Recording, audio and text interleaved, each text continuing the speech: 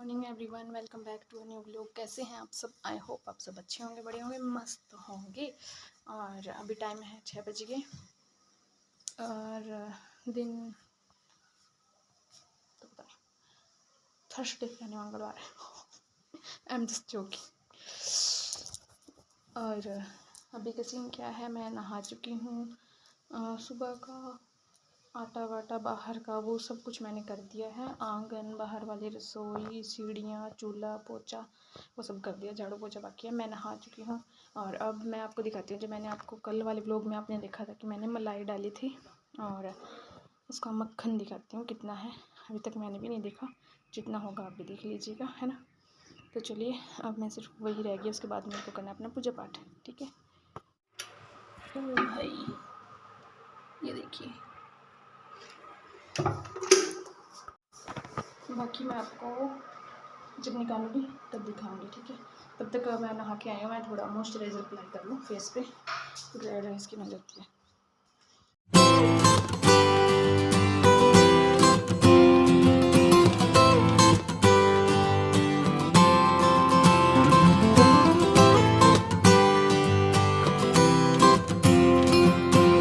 जी, moisturiser मैंने लगा लिया। और हम ना मॉइस्चराइज़र लगाते समय बहुत गलतियाँ करते हैं। पता है क्या करते हैं? सबसे पहली बात, हम ऐसे ऐसे ऐसे ऐसे ऐसे लपेट देते हैं। नहीं, आपको क्रीम मॉइस्चराइज़र कुछ भी अप्लाई करो तो आप इस पोजीशन में ऐसे अप्लाई करो। इससे आपकी स्किन है जो वो टाइट रहेगी, वरना आपको जो झुर्रियाँ हैं वो जल्दी आएंगी, स्किन लटक जाती है। आपको तो ऐसे अप्लाई करना है। और मेरी स्किन ड्राई सेंसिटिव स्किन है, तो मुझे अच्छी खासी मात्रा में ना मॉइस्चराइज़र की ज़रूरत पड़ती है। गर्मी है अभी भी मुझे सिर्फ मॉइस्चराइज़र की ही ज़रूरत पड़ती है। और मैं सर्दियों में बॉडी वाटर यूज़ करती हूँ। मॉइस्चराइज़र से भी लेवल अप होता है उसका, मतलब वो चिकना ज़्यादा होता है, हमारी लैंग्वेज में वो और भी चिकना होता है देन मॉइस्चराइज़र। और लोशन तो मेरी स्किन पे पता ही नहीं है कि लगाया है कि नहीं लगाया है। जो ये सनस्क्रीन है ये मुझे सूट नहीं आती। हाँ, बाकी बॉडी पार्ट्स है जो जैसे बैक होगी, कहीं बाहर जाना है, बाजू पे, या ऐसा लगता है कि आज धूप में थोड़ा काम होगा, तब मैं लगा लेती हूँ सनस्क्रीन। बट फेस पे मैं कभी अप्लाई नहीं करती।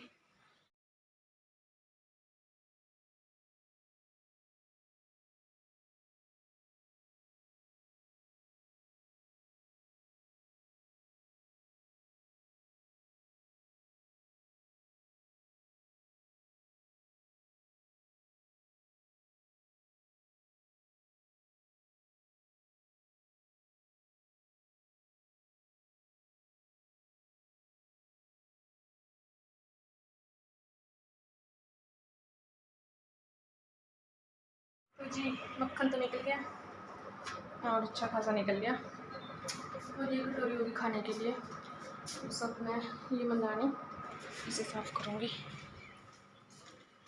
देखो, बच्चे उठ के आए हैं, आज इनकी छुट्टी है।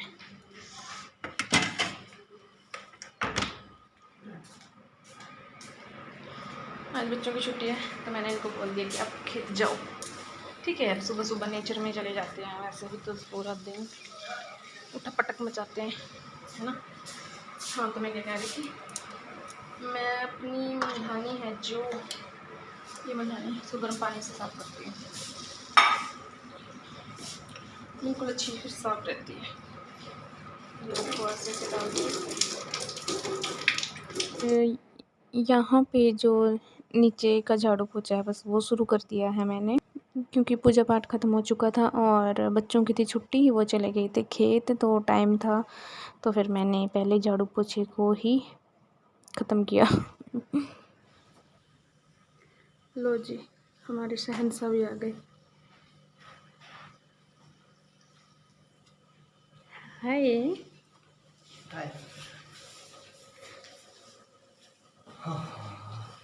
आज लेट हो गए। क्यों? कभी लेट कभी लेट कभी जल्दी, क्यों? लेट तो नहीं हुई अभी, 6 बजे आना। फिर 7 बजे ना, यहाँ 6 बजे आना था। जब 4 बजे जाओ आप। 6 बजे कब गए थे? क्यों 6 बजे नहीं जावा? मैं झूठे। देखो कितना मैश बच्चे कर गए हैं। आज मैंने ऊपर कुछ भी नहीं करा है। वैसे टाइम कुछ ज़्यादा नहीं हुआ है, 9 बजे का 10 मिनट हो रही हैं। बट मैंने क्यों नहीं करा है? क्योंकि I have to do something special today. Nothing special, but मुझे बाथरूम वगैरह ये थोड़ा ये साफ़ करना है। वैसे फ़ायदा तो है नहीं, आज थोड़ा सा मुझे लग रहा है कि जैसे बारिश वगैरह का चांस है। ये देखो हमारा वाइपर,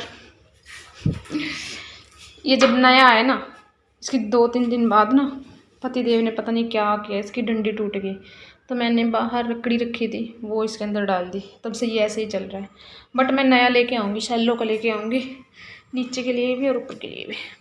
ये है टी ट्री ऑयल। इसके बहुत सारे फ़ायदे हैं। आप जैसे कोई क्रीम लगाते हो, ये आप उसमें इसकी ड्रॉप्स मिक्स करके लगा सकते हो। ये बहुत बहुत अच्छा होता है। और अगर आप नहाते टाइम बाल्टी में इसके 2-3 ड्रॉप्स डाल के नहाते हो, उससे रिफ्रेशमेंट बहुत आती है। और अगर आपके बालों में जैसे डैंड्रफ है, आप इसको तेल में लगा के इसके मसाज कर सकते हो, तब भी ये बहुत अच्छा होता है। और जो आप फेशियल या ब्लीच वगैरह जो भी करते हो, उसके अंदर इसके ड्रॉप्स डाले जाते हैं। इसके बहुत सारे फ़ायदे हैं, कभी आपको डिटेल में आपको ये दिखाऊंगी। और अब बस बाथरूम देख रहे हो आप, मैं साफ़ कर रही हूँ, तो ये चल रही है बस बाथरूम की डीप क्लीनिंग। और ये मैं मतलब महीने में ऐसे करती हूँ, क्योंकि ये बाथरूम ज़्यादा यूज़ नहीं होता, आपको पता है बच्चे ही नहाते हैं। तो बस जब करनी होती है तो इसकी डीप क्लीनिंग कर देती हूँ। और वैसे फ्लोर तो मैं मतलब हफ्ते में धोती ही रहती हूँ, 1-2 दिन हफ्ते में, मतलब 3 अच्छे से कर देती हूँ।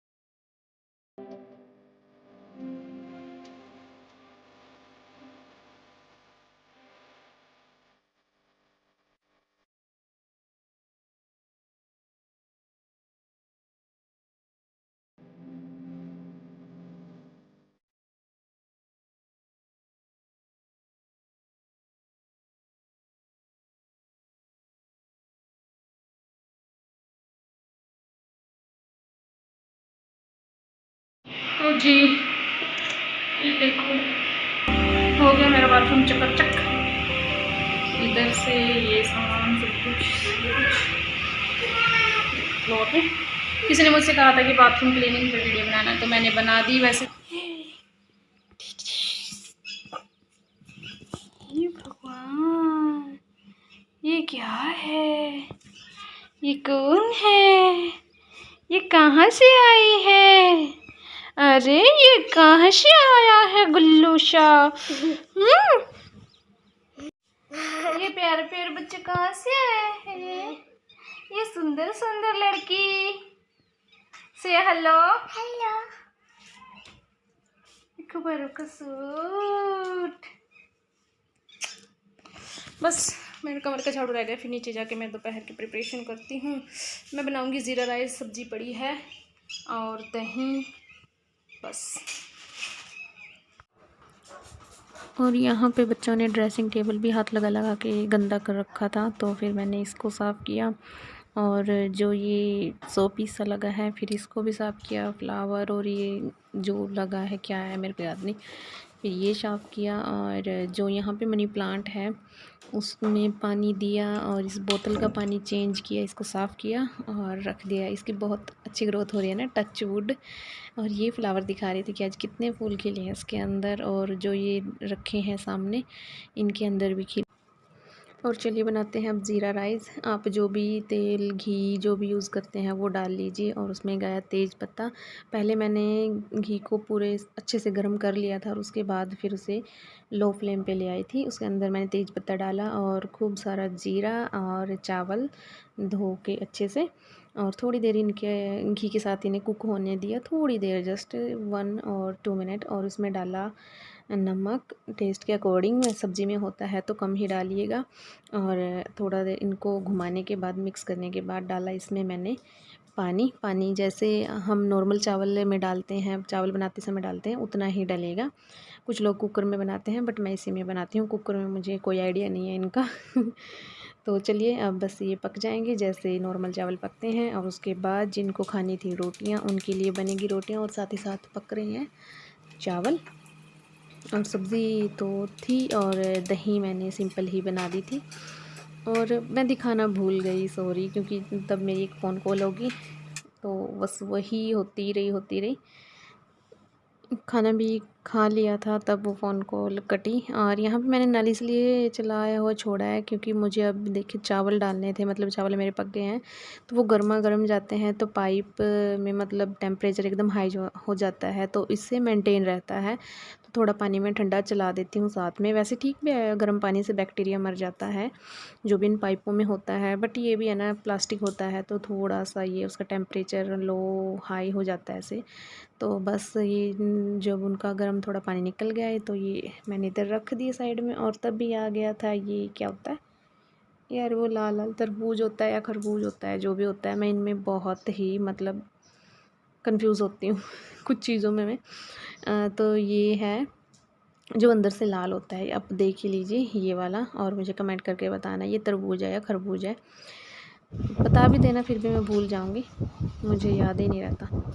और ये टाइम है 3 बजे का। मैं अपनी और पति देव की चाय साथ में लेके आई थी और यहाँ पे इतनी मतलब तेज़ हवा चल रही थी ना, आप देख सकते हो कि मेरे बाल और मतलब बेल देखो, अंगूर की देखो कैसे ये सब हो रहा है, इतनी तेज़ हवा चल रही थी।